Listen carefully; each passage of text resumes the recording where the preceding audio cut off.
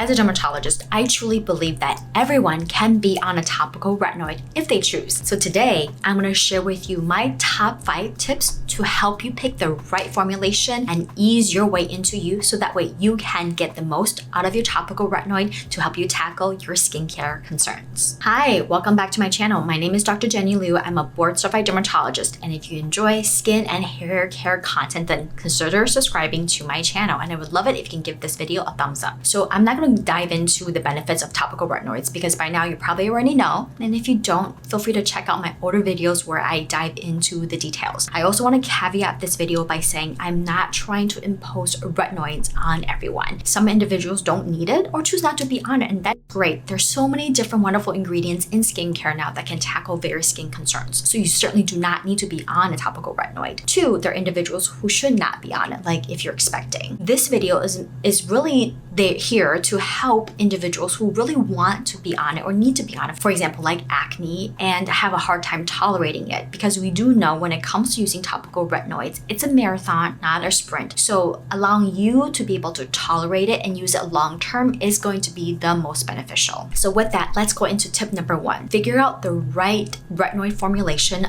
for your skin and skin concern. So what I mean by that is there's so many different retinoids, from prescription Retinoid, Tazorac, and now over-the-counter adapalene, to retinoids, retinol, and there are even certain newer formulation like retinoid esters that are conjugated with lactic acid, for example, like the one found in Skin Better. So you really just want to figure out from your skincare goals which one you need, because that can help you minimize irritation. So for example, if acne is your skincare concern, and if you have sensitive skin, can't see a dermatologist, or just haven't tried retinoids at all for acne, then I recommend starting with adapalene, because that is the one that works for acne, that's over the counter, that's fairly mild compared to prescription retinoids. If anti-aging, uneven skin tone, skin texture is mostly your concern, you don't need to immediately jump to a prescription Retinoid. There's no harm in doing that, but if you have dry and sensitive skin, I actually recommend starting with over-the-counter retinol or retinaldehyde. Those have been shown to have benefits in improving fine lines, wrinkles, even hyperpigmentation, and far less irritation. Now,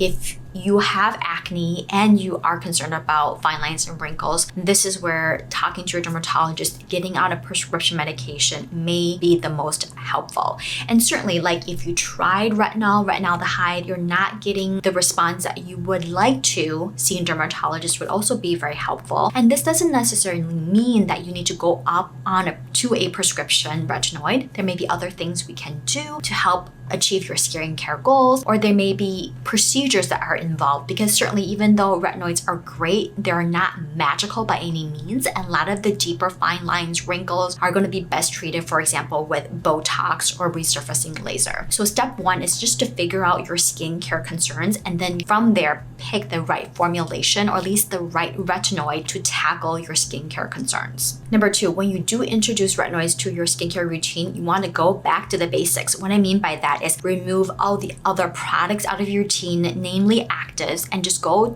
back to a gentle cleanser, moisturizer, and sunscreen. Even if these are products that you have been using for a long period of time, whether it's vitamin C, niacinamide, azelaic acid, you've been tolerating it really well, introducing the retinoid could increase irritation. So this is where I just recommend holding off, at least maybe the first couple weeks to a month, when your skin gets used to or gets through that retinization process. And then when your skin is in a better place, gradually introduce back that product, maybe one at a time. Give yourself maybe like a week or so, and then add on a new one. And here, the number of products also matter. I mean, in general, if you're trying to reduce irritation, I say no more than 2 products, aside from your cleanser, moisturizer, and sunscreen, per routine. So again, remove everything and then gradually introduce them back slowly once your skin has become used to and tolerant of the topical retinoid. Tip number 3 is go slow and gradually ease yourself into the use. When we talk about applying topical retinoids, you kind of hear this pea-sized amount, which is really true and very important in reducing the irritation. And for topical retinoids, less is better, more isn't necessarily better. So aside from using that pea-sized amount, you also want to limit the frequency that you are using on a weekly basis. Especially if you have dry and sensitive skin, you may only want to start off like once or twice a week to start, and then And I always tell my patients this general rule of like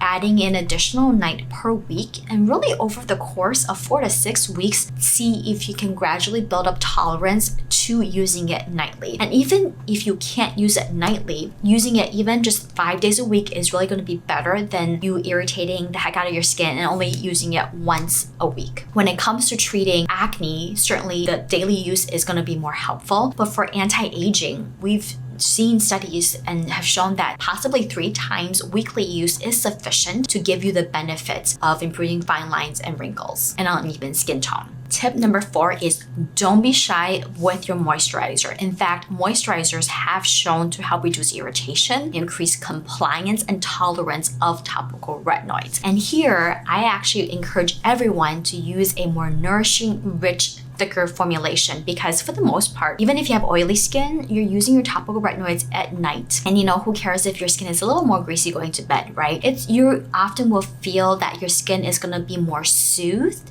And often with the thicker, more nourishing moisturizer, there are ingredients, emollients that help to soften your skin, are more effective at reducing transepidermal water loss. So your skin is going to feel a little more nourished and less dry when you wake up in the morning, compared to say like a gel moisturizer or gel cream moisturizer. So this is where, like I said, I recommend using a thicker moisturizer for everyone. Another way you can really get the most out of your moisturizer and improving tolerance is consider that sandwich method, or even applying your moisturizer before your topical retinoid. This does not affect the efficacy of your topical retinoids, but it does provide a little buffer in helping to reduce irritation. So I love the sandwich method for individuals who have dry and sensitive skin. And what that entails is after cleansing, you would ideally apply a moisturizer of choice to your skin when it's still damp. Let that absorb, give it a few minutes, and then dot your retinoids all across your face, and then spread that evenly across your face. And then if you feel like afterwards your skin still feels kind of tight, go ahead and layer another layer of moisturizer on top of that. I find that with this method, and if you're introducing it very slowly, a few times a week, most people tend to tolerate it fairly well. A few things, since we're on the subject of moisturizers, you never want to mix your tretinoin with your moisturizer, because number one, even if you feel like you're mixing it really well, there are going to be microscopic areas that are really clumps of tretinoin. And so when you apply that, you're going to get uneven spread and potentially can lead to hot spots of irritation. 2, I've seen, on TikTok where people would literally dump a tube of the tretinoin into their CeraVe moisturizer. That compromises the stability of your tretinoin. And so what you want to do is you never want to mix. So you can either put your tretinoin on first, followed by moisturizer, or vice versa, but you never want to mix the two together. So the dotting method, as I mentioned earlier, if you feel like you have a hard time spreading that pea-sized amount, that dotting method can be fairly effective. One other thing just to remember is that I mentioned a more nourishing, rich moisturizer that is helpful, but you do not want to be slugging. Reason why is that for petrolatum, because it's so occlusive, it can actually potentially drive the tretinoin deeper into your skin and thereby may induce more irritation. So the one thing you don't want to do is use petrolatum over tretinoin, but a more nourishing moisturizer can be helpful. Lastly, do not forget your sunscreen. I know this sounds cliche, but sunscreen does also help improve tolerance and reduce irritation. So topical retinoids, it's a misconception, but it does not increase your sun sensitivity. If anything, it actually thickens the skin and makes your stratum cornea more compact. However, what may potentially be happening is if you end up getting really irritated from your topical retinoids, or even develop like a retinoid dermatitis, sun can certainly worsen that existing dermatitis and inflammation. So here, your sunscreen is not only, number one, going to help improve your overall skincare concerns, impart anti-aging protective mechanisms, but also reduce any potential irritation that the sun may have in exacerbating your skin when you're starting a topical retinoid. Sunscreen is so personal, but here I do find that mineral formulations tend to burn less, although I have personally played around a lot with European and Korean sunscreens. Even though they're chemical filters, I personally have not had an issue, but in general, we do recommend sticking to mineral formulations because they tend to burn less, but use whatever you're comfortable using that doesn't cause an issue on your skin. So that's kind of my 5 tips for introducing topical retinoids to help reduce irritation. So a simple skincare routine can look like the following. And the morning, you gently cleanse with a creamy cleanser. I really like ones from like CeraVe,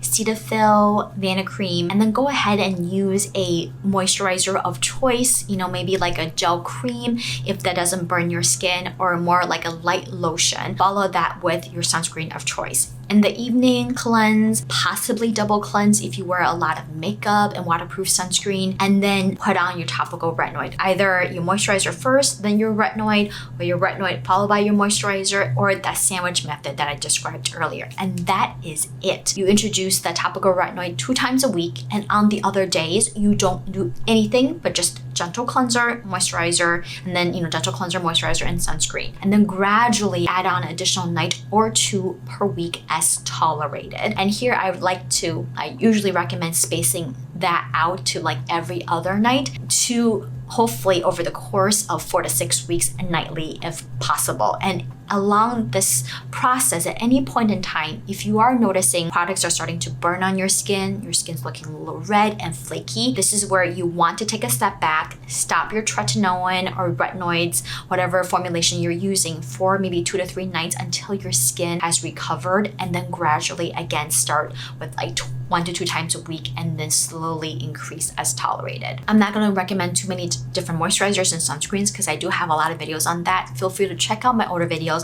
And here I do recommend checking out my video on moisturizers for dry skin, because like I said, I find those to work a little bit more effectively at reducing irritation. Lastly, if you have tried these tips for many months and you still have a hard time tolerating it, or even you're kind of breaking out or purging, which is a kind of vague term that has been thrown around that describes, either flare-up of acne or bumps that will come on the skin, then see your dermatologist. We can better assess and see what else is going on. And also we can help you better decide on the right retinoid formulation that can help you tackle your skincare concerns. Alright guys, so those are my top 5 tips on how to incorporate retinoids into your routine and minimize irritation. Please let me know, do you find it helpful? What other tips and tricks and topics do you want me to tackle next time? Leave them in the comments below. Thank you guys so much again for watching, and I'll see you guys next time.